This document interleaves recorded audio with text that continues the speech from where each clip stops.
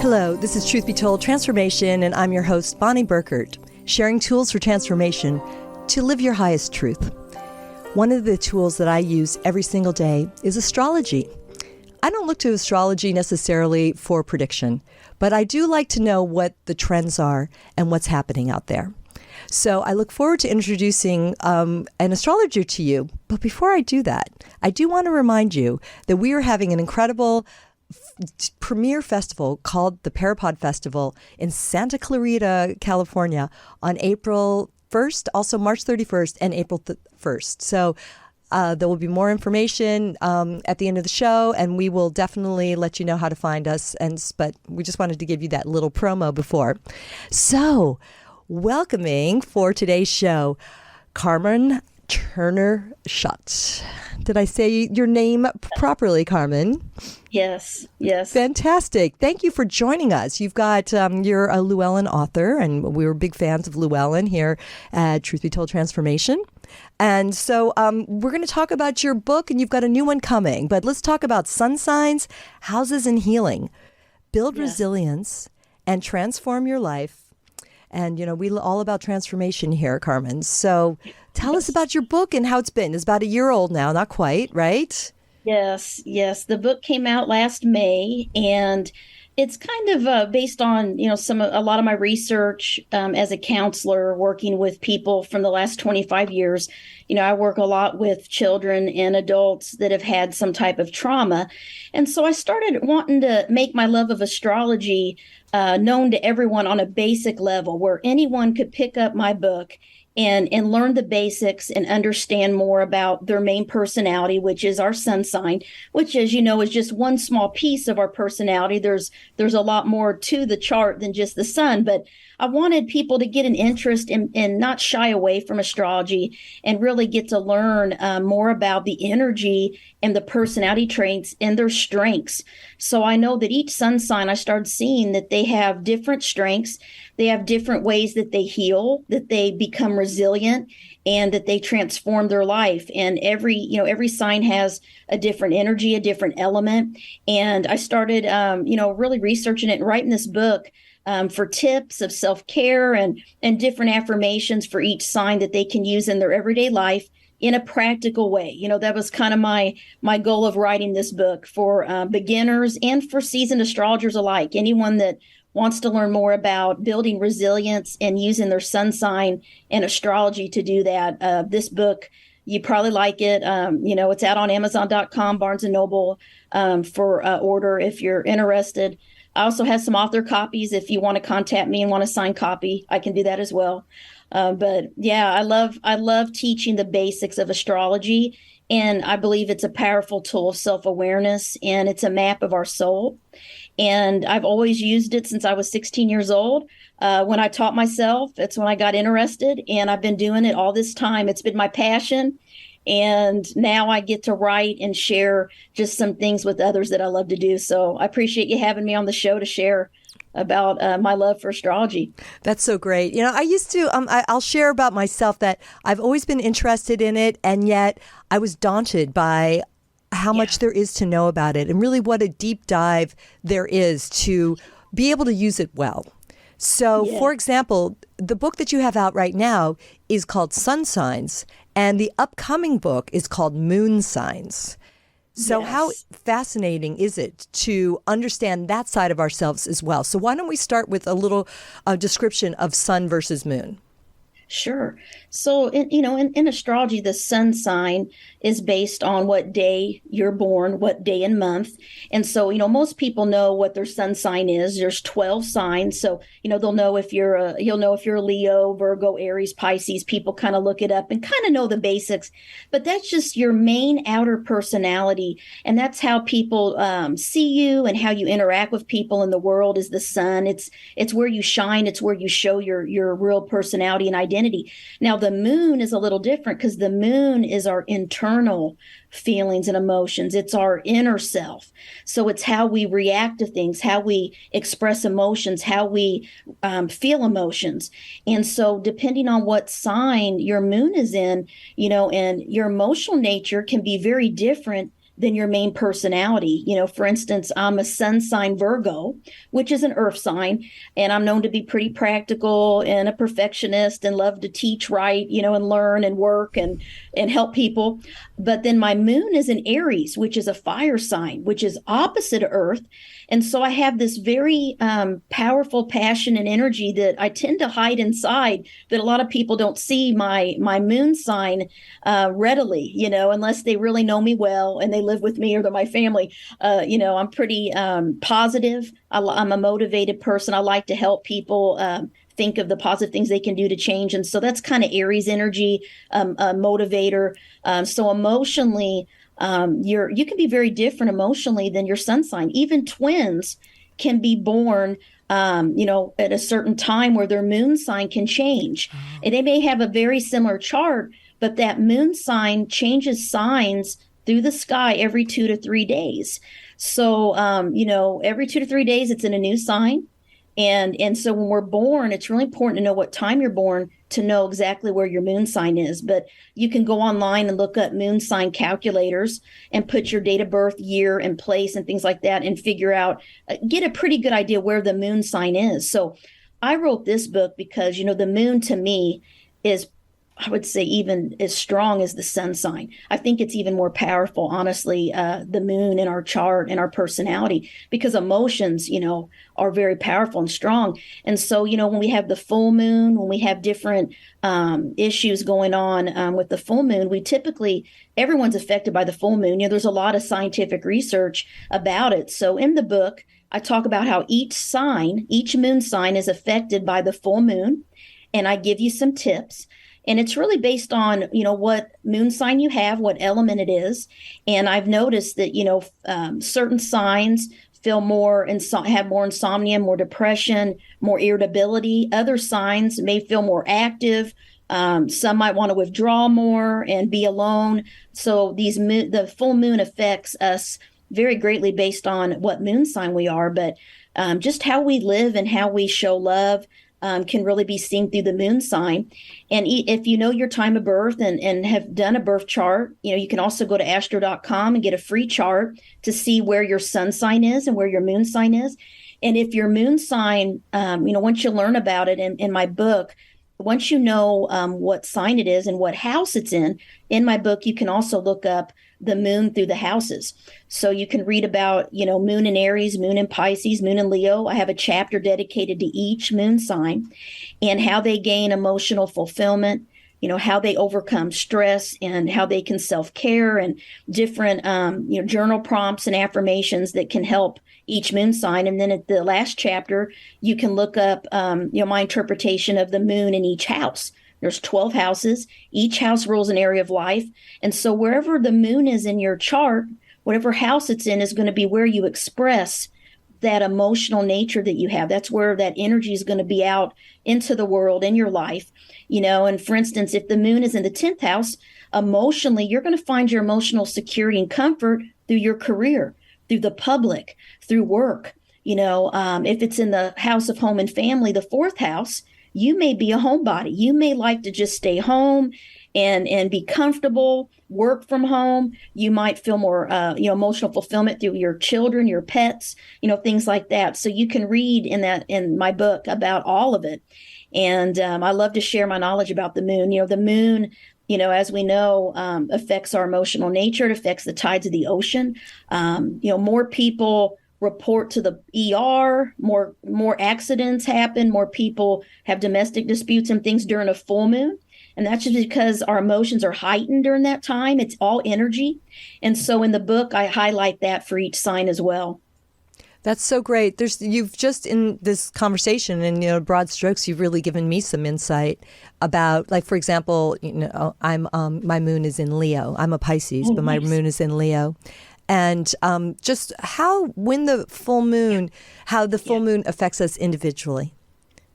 And that's such an aha for me. I mean, I'm like, of course, but that, but I'm thinking it's something that has to do with my circumstances, my 3D circumstances. but Yeah. you're offering a look at it differently. So it's not just like I'm really stressed out at work or something like that, and that's why I'm so irritable or can't sleep during a full moon. You're giving me another level of subtlety that could be affecting things. That's really interesting, and so again, both great to learn from. So again, Carmen's Sun Sign book is out now. Moon Sign book coming out in spring of 2023, whenever you happen to catch this.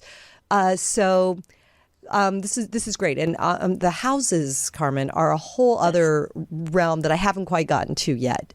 So I would say it would be interesting for me to talk, with you more about that, about the houses if you look. But I also know that maybe you might kind of want to give a little sort of broad view of the sun signs and maybe how they could heal. I know that's something that maybe you want to take us a little bit through the signs. You mentioned a couple moon signs, but maybe you want to tell us about the healing prompts that each sign needs, each of our signs need.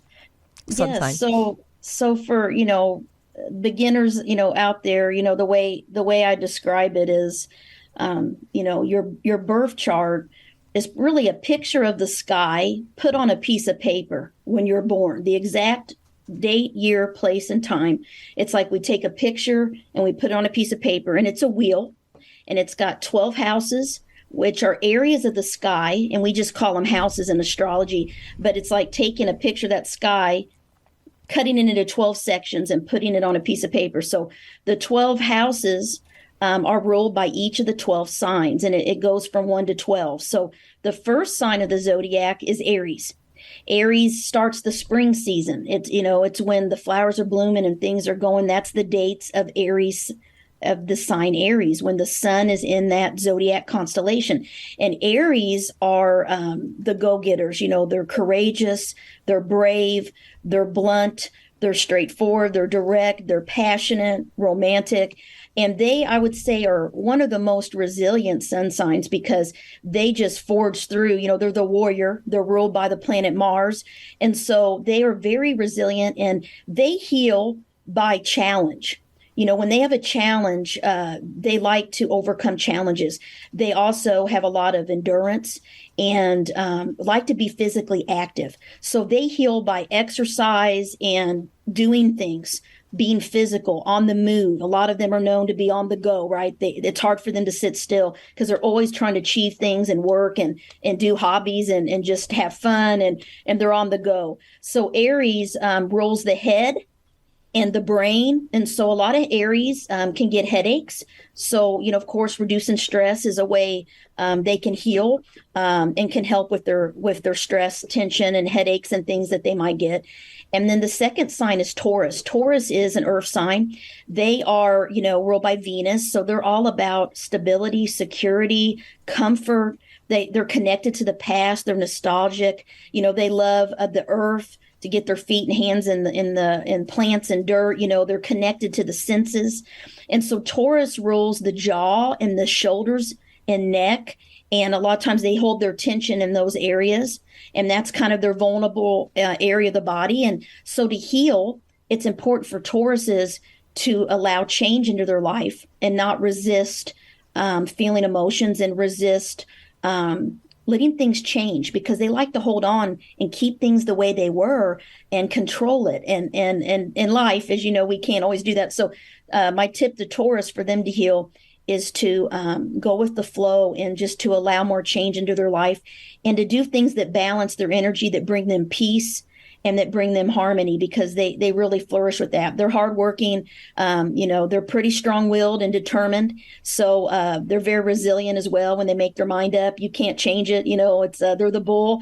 And they always say if a Taurus makes their mind up, very few people can convince them otherwise. So, love Taurus people. And then Gemini is the third sign. Gemini is ruled by Mercury. And they're the communicators.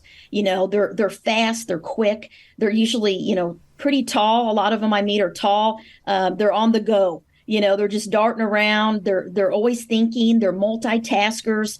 They're good with their hands. They usually are great communicators, teachers, writers, education. They're drawn to that. Computers, technology, anything like that. They're an air sign, so they're the communicator. They're the chameleon. They're able to socialize and adapt to many different types of people.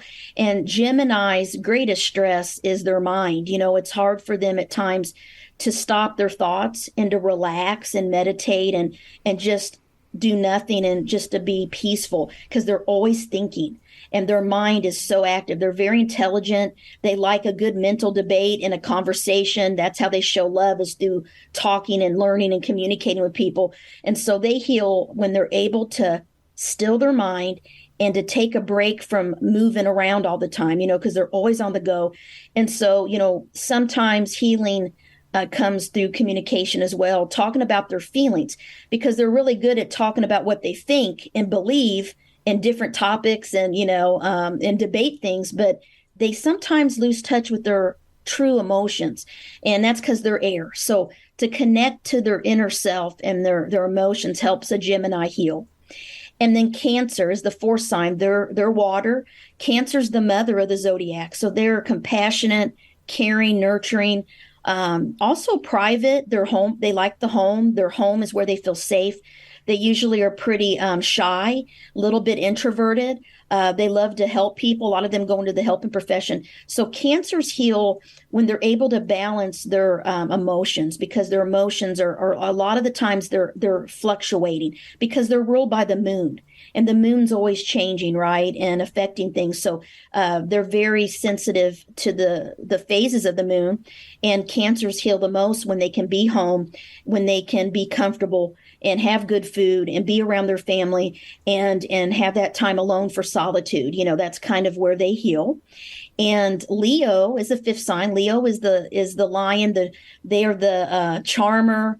They are, just larger than life kind of personality. They're artistic, creative. They're leaders. A lot of Leos are, generous and fun, and they're flirtatious. It's hard. They have a charisma about them when they walk in the room. And Leos heal, when they're able to really listen to other people and allow other people to help them and take their advice, in some ways. So that's Leo. And Leo also, they're known to like to achieve, and they like to have recognition. So sometimes if they don't get that recognition or that praise, they can get kind of down. And it's important for them to know that they have to love themselves and give themselves their own kudos and praise. And that helps them heal and realize, they don't need other people's approval.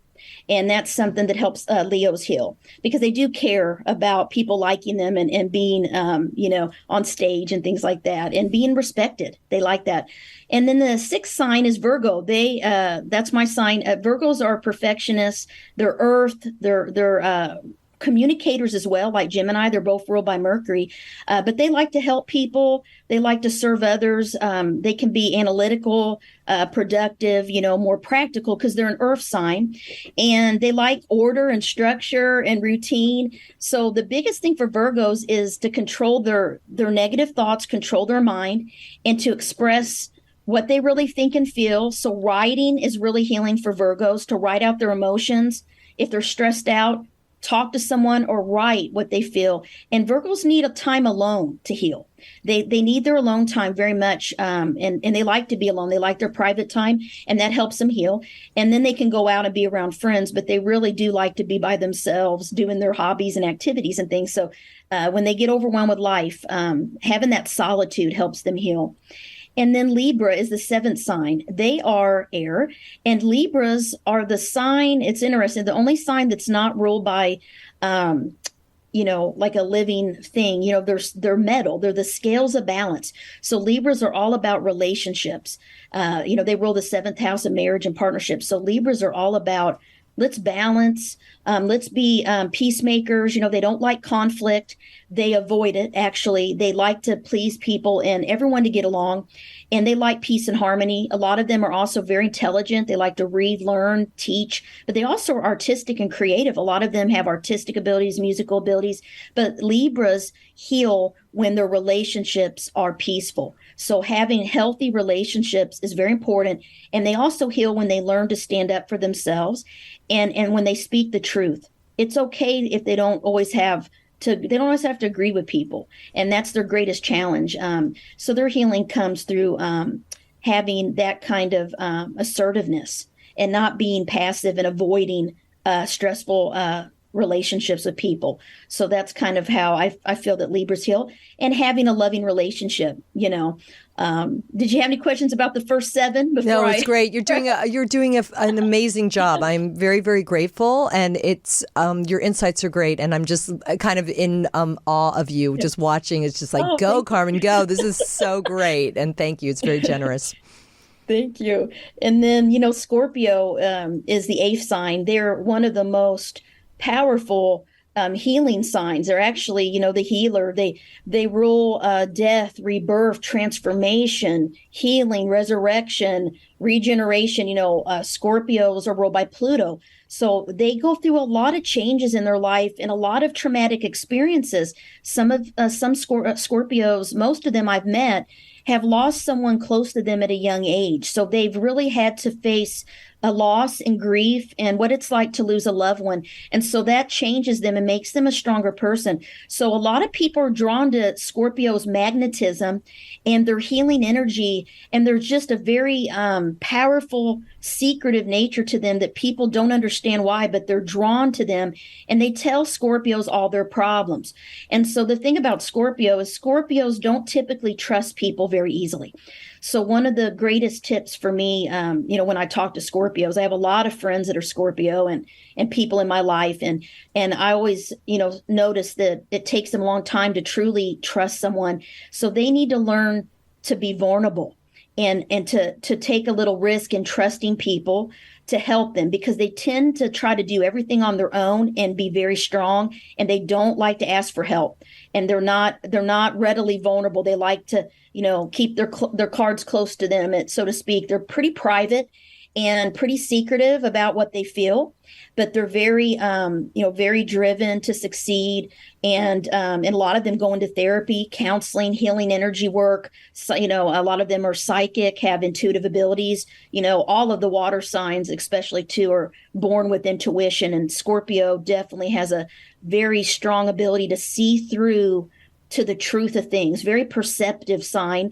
And so they heal when they trust their intuitions, but also when they learn to trust other people and to allow people to know their sensitive side, because they are very, they are water. And so learning to trust others and forgive and forget, that's a big thing for healing with Scorpio, because once they're hurt, they hardly ever will trust again or forgive or forget. So they need to learn to forgive and truly let things go. That helps them heal. And then Sagittarius is the 9th sign. They are the optimist, the free spirit, the traveler, the roamer, the adventurous one, right?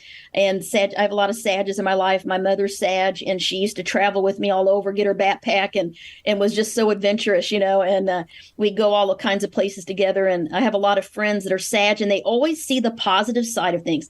That's why, you know, a lot of them don't get sick a lot, because they are always think, you know, the thoughts and mind body connection. I find Sages are always trying to see the glass, you know, half full, not half empty. They're very positive and always try to be optimistic, and they love their freedom.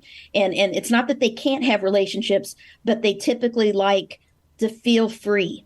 And they want to be able to, you know, not feel tied down or that they have to get someone's approval. They want to be able to get up and go and do what they want to do, go on a trip, go on a drive, you know, move, you know, whatever, without feeling guilty about it. So a lot of them stay single by choice. But the biggest thing for Sag to heal is to, learn to have fun and learn that to rely on other people at times, that it's okay to have relationships and a commitment. You know, they're learning to commit to people and things, because they get a little restless and they're interested in so many things. They love to learn.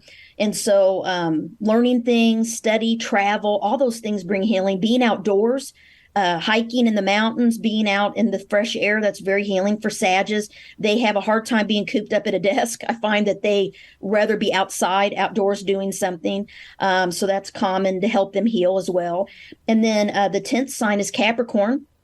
It is the sign of the father, that father energy. Cancer's its opposite, polar opposite, the mother. So Capricorns are responsible. They're very hardworking. They like to produce. They like to make money. They like to be successful. They like to provide for their family. They're also known to be sarcastic and witty. Some of them have a very dry sense of humor that they use because they are so serious. And they always say Capricorns age in reverse. So they start out they seem very old, mature and older than they are when they're young. And they like to be around older people and adults. They're drawn to older people in relationships too, people that are older than them. And that's very common. And they heal when they deal with their pessimistic side. They got to think more positive and allow themselves to see the positive things in life. They're very much a realist. So it's hard to convince them, just believe in the law of manifestation, because in their mind, they're thinking this doesn't make sense. It's not practical. They're very practical. This isn't real. So to have some faith and belief and optimism helps Capricorns heal from stress and challenges, and learning to take off work and get away from work and have a good balance between their family and their own self-care is big, because they are work focused. And so that's something that helps them heal. And then Aquarius, they're the 11th sign, and they are air, and they are the rebel. They are the scientist, the innovative one, the friendly one. They have lots of acquaintances. They love to network. They love to learn things. They're highly intelligent. They like to question authority. And a lot of Aquarians like to go against tradition. They're known to be very non-traditional. And they're very, scientific minded, humanitarian as well. They like to help people. They like to be a part of groups. They have a lot of acquaintances and friends. They're a networker, social butterfly type.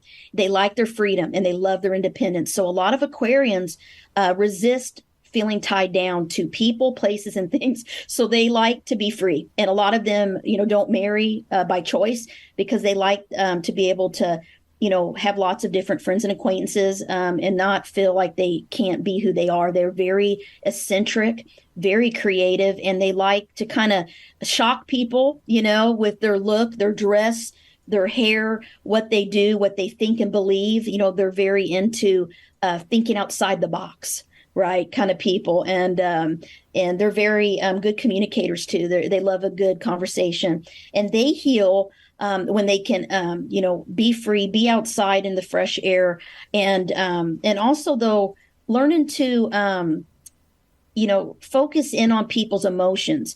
They can have relationship issues if they don't really show people that they understand them. Some people feel they're aloof or detached.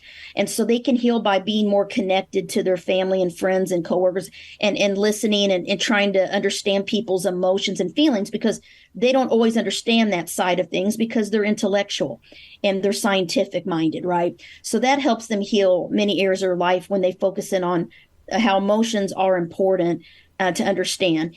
And then Pisces is the final sign. I know you had mentioned you're a Pisces, and it's one of my favorites, and it's my polar opposite. And so I draw. Right. I have good Virgo friends, as a matter of fact. Yes. 100%. Click. And, Pisces are the fish, you're a water sign. And so I always explain that Pisces is the spiritual sign, the compassionate one. They're drawn to finding, the meaning of life, why they're here. Am I a soul? What is my purpose here? Healing energy, helping people learn spiritual topics, teaching, helping others in some way through counseling, animals, children, art. A lot of Pisces are musicians, artists, actors, actresses, writers. So Pisces have just all of these really intuitive abilities, psychic abilities. Pisces are known to be dreamers.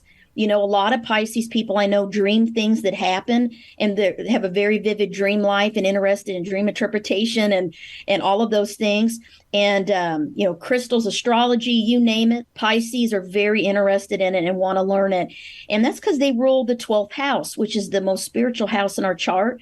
And it's the house of cosmic consciousness and the different levels of mind and past lives and karma and service to others. And so Pisces, are very open, very open. And the thing that they need to learn is boundaries, because they're givers, and they can track people that want to take, and they need to replenish their energy. So they need time alone in solitude to recover their energy, because they're wide open, very empathic, and they absorb all the energy going on in their environment naturally. And they may not even know it, but they have this ability that they take on other people's emotions and thoughts. And so it's important for Pisces to learn to say no.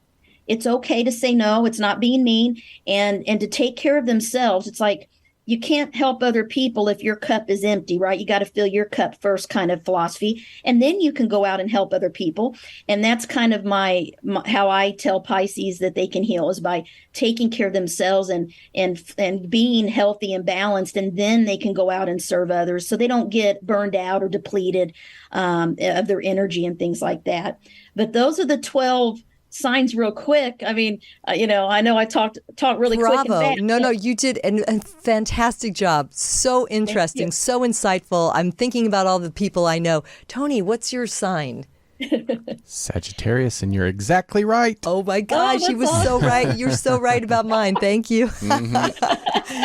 Tony Sweet in the house, and it's just so interesting, and really you gave such a beautiful synopsis of each. And Carmen, now you use this profound, decades worth of wisdom and study that you've done in also to help people, right? You're a therapist, you're a social worker, correct? Yes. So let me ask, broad strokes, how do people feel about this? Tony and I, we've been immersed in this. You described how Pisces really just want to help share spiritual topics, share about spirituality. Absolutely, 100%. I knew what sign I was when I was probably 7 years old. How do other people feel about this when you tiptoe some of this information into their healing, the healing work you do for others?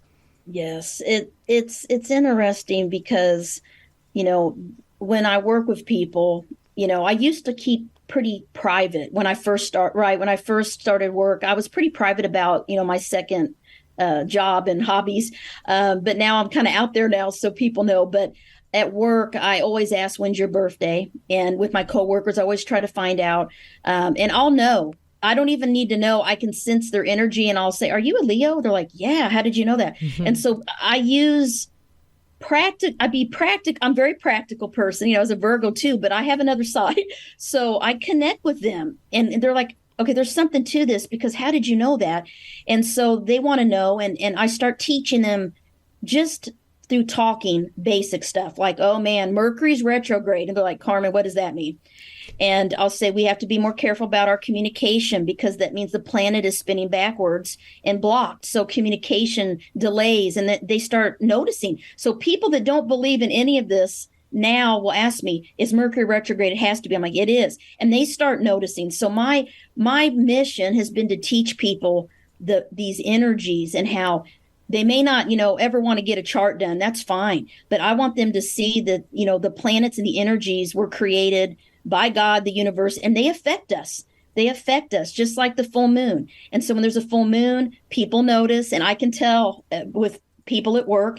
But in my counseling, in my normal job, when I was private practice, I would always, be able to get I always know someone's birthday, when you do an intake. And if they're open, through counseling, if they, brought up something or seemed open, there were times I would bring it up. I didn't go full in, unless, they shared with me, throughout. But I always knew their basic sun and moon sign. And I could see that play out in treatment in their life and in their strengths, the challenges they had. And then, of course, in my astrology practice, I offer, all of these tools to help people see how the chart is the map of their soul. And that a lot of the things that people go through, trauma, loss, those difficult things in life can be seen in our birth chart. There's a reason. It's because we're here to learn. And so my goal is to explain to people that they're not a victim. I always like what Edgar Cayce said, that astrology's fact, but there's no greater power over man than his own will. So we have a birth chart and energy that we are being affected by. But we also have free will. And once we know our chart and we know our weaknesses and our strengths, we can make different choices and have the power to change certain situations. For instance, like, when I was younger, I used to attract not the best relationships, right? Partners. I felt, I have a lot of 12th house energy, which is Pisces, right? All of it's in Virgo, but I have a lot of 12th house. So I felt like a Pisces for a long time. And I had to learn to say no. I had to learn to trust my intuition about people and be able to cut people off out of my life that were negative, right? That's hard for Pisces and 12th housers. And I had to learn to do that because I would attract people that would they have so many needy and problems, and I would give, but I would be depleted. So I had to learn, who was a good match for me and who wasn't. And so I had to learn the hard way through some heartache, right? But I learned the lesson. But it took me a while, and I know my chart, and it's in my chart. And now that I learned that lesson, I'm not affected by that anymore. So we can overcome some of the challenges in our birth chart, in our placements and the aspects. There's certain things, in our chart that can be difficult, certain things like Pluto in the 7th house, Pluto in the 4th, there's all these different things you can look at to see if there might be some type of loss or trauma or some type of wound, right? We all have wounds, but I use astrology really to help people that have gone through trauma. The two houses that I research the most are the 8th and 12th houses. Right. And you've got a few books on those, right? That's my passion. I've been researching those two houses for 28 years now. Interesting. I got a book called The Mysteries of the 8th Astrological House, Phoenix Rising. That's based on my own experiences and from people that shared their stories with me from all over the world that have planets in that house. And I have a Facebook group since 2010 just on the 8th house. So there's people from all over the world and I help them. It's like a support group. And then the 12th house as well has been my passion because I have planets in both. And I wrote my most recent book, The Mysteries of the 12th Astrological House, Fallen Angels. So I call 8th house people, which is anyone with the sun or moon in the 8th or planets in the 8th or a lot of Scorpio energy or strong Pluto is I call an 8th house person, and they are phoenixes, the bird that dies and rises from the ashes, reborn, right? They're 8th house people or phoenixes. And then 12th house people are people that have planets in a lot of Pisces planets, sun, moon in the 12th. A lot of planets in the 12th are a strong Neptune. They are angels. I call them angels.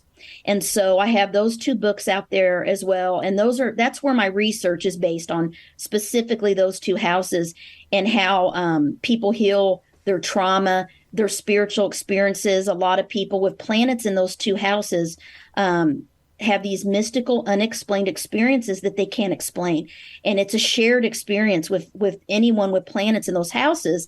And I wrote about it in these books and shared these stories that 12th house people and 8th house people have shared with me. And in my moon book and sun sign book, I also share that when we talk about the sun in the 8th, the moon in the 8th, and the planets in the 8th or 12th. I explain some of that in the sun signs book and moon signs book. But if people know they have planets in the 12th or 8th house, they're welcome to join my Facebook groups. And I have those two books out on Amazon. And I have a new book coming out in July, Phoenixes and Angels, Mastering the 8th and 12th Astrological Houses. So that's going to be both houses combined with tips and self-care tips. So all kinds of great stuff. If you're into astrology, you can visit my website and find out more and message me. I'd be happy to share. Oh, fantastic. Carmen Turner-Schott, you have so much going on. This is great. You are a generous woman with great wisdom that you have provided for us. Thank you. I mean, it's, again, I'm, loved my own personal study of astrology, and you have really just sparked a whole new sort of thought process and places to go, and certainly curiosity in your books. Thank you so much. I appreciate you joining us. We'll have to come back. I want to talk more about the houses themselves, but I had to do my homework on that first. I would love to. Yeah, just let me know. I'd love to. We really appreciate you being with us. And tell us your website, please. Yes, it's www.carmenturnerschott, SCHOTT.com. And please follow me. My YouTube channel is Carmen Turner-Schott. And I'm on Facebook, Carmen Turner-Schott writer. Like my page, follow me. I post a lot of different interviews like this and articles that I'm writing and different events and classes that I'm teaching and things on there. So love to you follow me on Facebook as well. Thank you. I will see you there. I appreciate it, Carmen. It was a true pleasure. Thank you. Thanks for watching, everybody, and listening, of course. I'm Bonnie Burkert, and don't forget that Tony Sweet's got his show on every Friday live at 3 p.m. Pacific, and Robert Hensley also has the Minuteman Report live on Mondays at 3 p.m. Pacific. You can see all three of us at the Parapod Festival, as mentioned at the top of the show.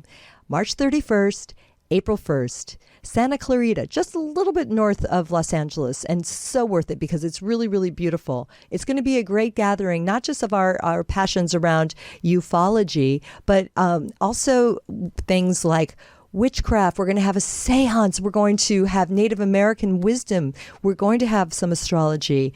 We're going to have yogic meditation as well. It's going to, I can't tell you everything because it's all still coming together. We have so many ideas. We're brimming. It is going to be a celebration of the paranormal, and we hope that you'll join us, conscious community. Don't forget to follow us and like us and share. It's super important. Thanks for listening again. Until the next time, shine on. Peace, love.